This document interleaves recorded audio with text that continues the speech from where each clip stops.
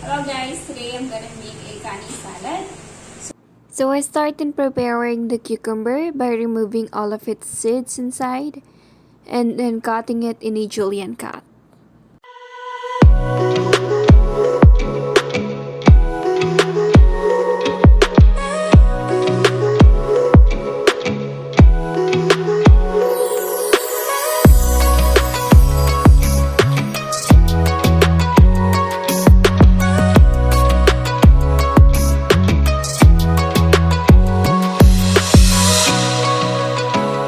After cutting it, set this aside and then get your carrots. Cut it in a julienne style as well.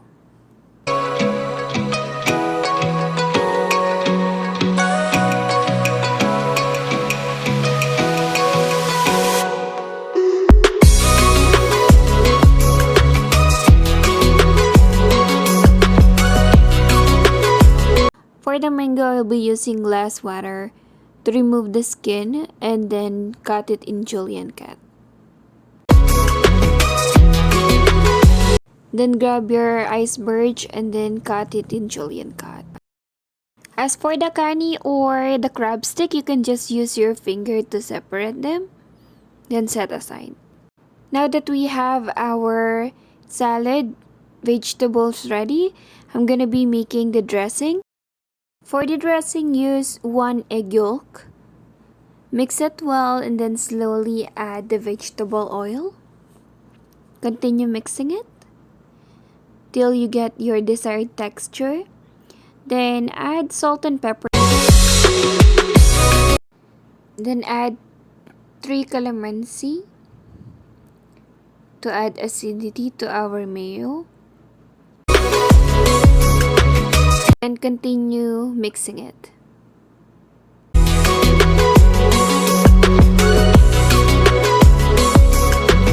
Now that we have the dressing prepared, in a bowl I'm going to put the vegetables, the kani, and then the mango. I'm going to give it a little bit of the dressing, then mix it. Okay, now that it's done, I'm going to prepare plating it.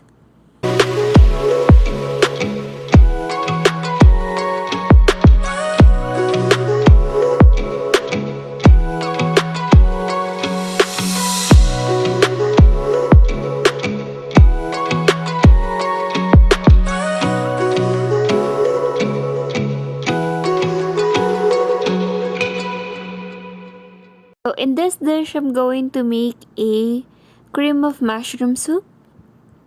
So I'll start in peeling off onion and then cutting it.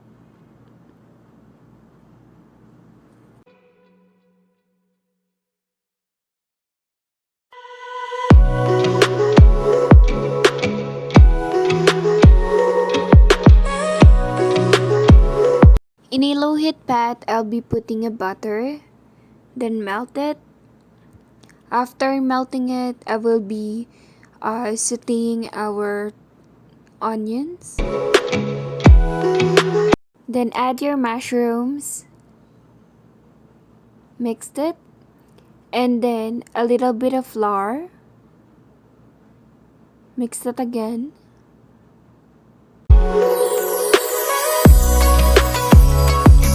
Then pour in your beef broth. Add salt and pepper to season it. Then gently add your cream. Then continue stirring it until you get your desired texture. Then add in your chopped parsley in it. Now it's ready in plating.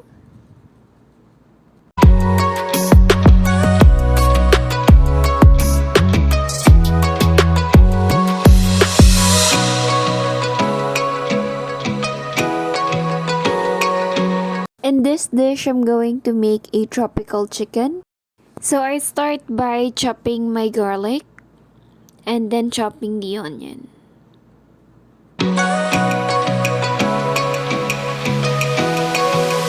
For the carrots, I'm doing a brunoise cut.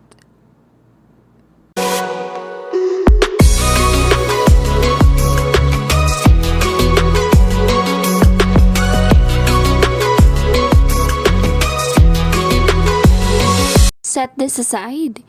In a low-heat casserole, put in some salt and then boil your chicken breast. Now that it's cooked, we can now shred the chicken. In a pan with a low heat, put in your butter, let it melt.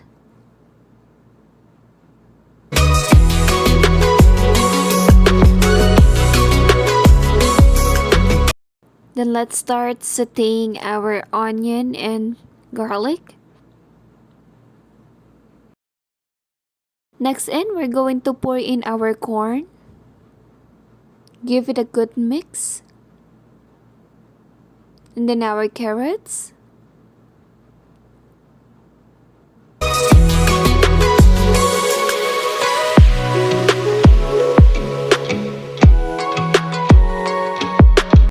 Then put in your shredded chicken.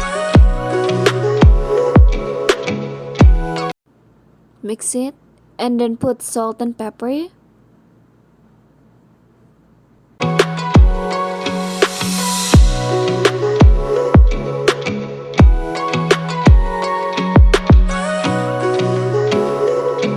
For the tropical chicken, I will be using the leftover cream of mushrooms that I did.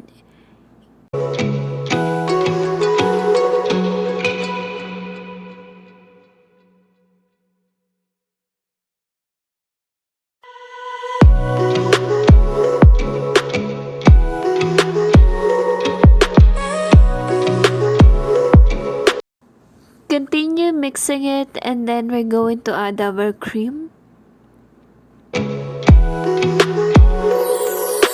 Now that our filling is done for our tropical chicken, in a low heat casserole, put in some salt and then boil your potato. After it cooked, we can now mash our potatoes.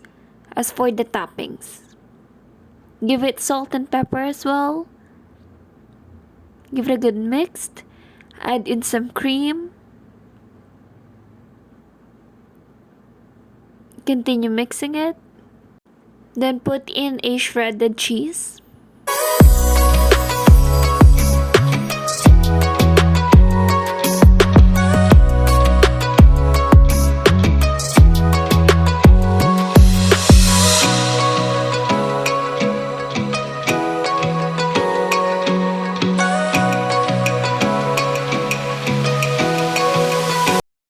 Set this aside and then let's start placing our fillings for the tropical chicken.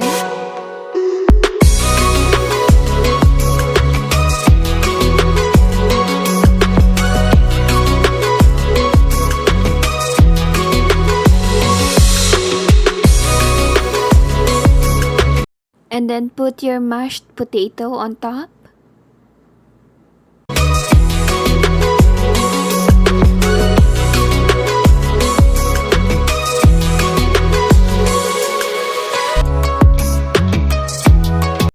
Make sure that it's even.